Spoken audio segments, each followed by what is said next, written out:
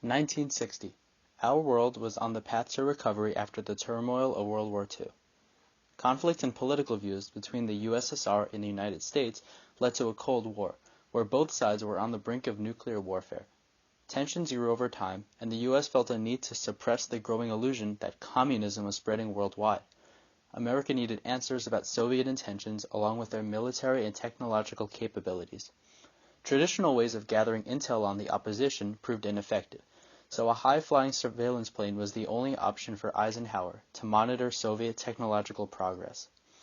On May 1, 1960, an American spy plane flown by pilot Francis Gary Powers was shot down over Soviet airspace as he attempted to photograph denied territory from his U-2 spy plane. He and his plane disappeared for multiple days, their fates unknown.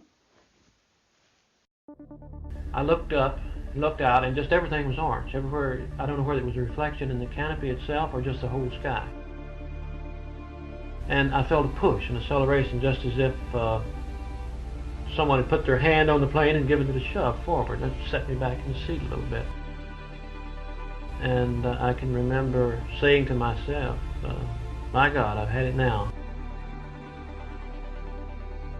Overnight, this very sort of ordinary guy, never had expected to be a part of extraordinary events, became a worldwide figure. Powers grew up poor, the son of a coal miner in southwest Virginia, but through intelligence and native abilities became one of America's best pilots in one of America's most secret planes, the high-flying U-2, thought to be beyond Soviet reach. I knew I couldn't get to the struck switch, and I decided, well, since there's no need to sit here and struggle and try to do it, I've just got to now save myself. A Soviet SAM missile brought him down. He was captured, interrogated, tried, imprisoned, and finally exchanged for a Soviet spy. However, the U.S. denied any knowledge of the spy plane and claimed it to be a weather plane. This gave Khrushchev the opportunity to publicize the incident. Secret reconnaissance of Russia by high-flying American U-2 jets ended when one was downed deep in Soviet territory. Its pilot, Francis Powers, was made the subject of a showcase trial. Powers' family was in the courtroom as Russia began massive exploitation of this propaganda windfall. Powers' conviction was inevitable, and the U-2 affair became Khrushchev's pretext to torpedo the Paris Summit Conference. Confronted with the evidence of his nation's espionage, President Dwight D. Eisenhower was forced to admit to the Soviets that the U.S. Central Intelligence Agency had been flying spy missions over the USSR for several years. The Soviets convicted Powers on espionage charges and sentenced him to 10 years in prison. On May 16, 1960, the world powers of the time, Paris, Great Britain, the United States, and the Soviet Union, met at the summit meeting in order to set guidelines for the disarmament of nuclear weapons. However, when the USSR found out that the US was spying on their nuclear development, they lost trust in the US and felt discouraged to make a new agreement. No peace agreements were created after the incident. In return, the preceding summit meeting scheduled for Geneva was scrapped, as were plans for President Eisenhower to visit the Soviet Union.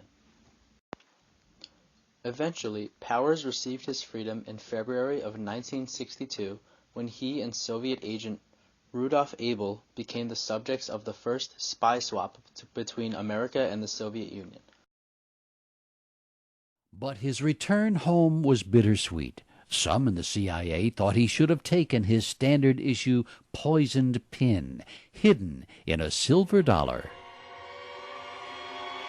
The fact that he didn't use it became a big part of why Powers came home and was treated shabbily by the CIA and by the U.S. government, really treatment that did not cease until after his death, when he was cleared and essentially exonerated of any wrongdoing.